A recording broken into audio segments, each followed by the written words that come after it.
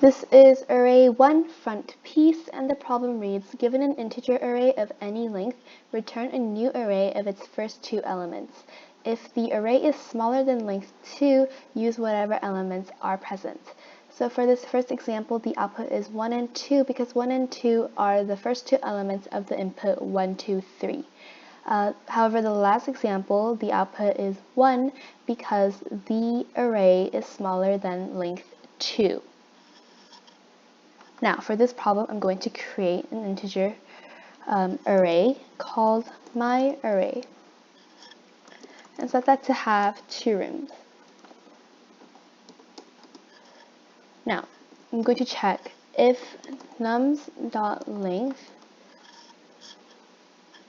is less than 2, then I'm just going to return nums.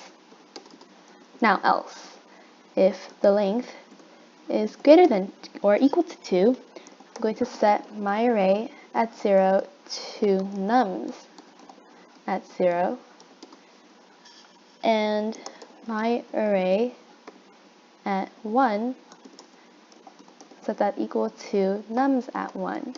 Then I'm going to return myArray.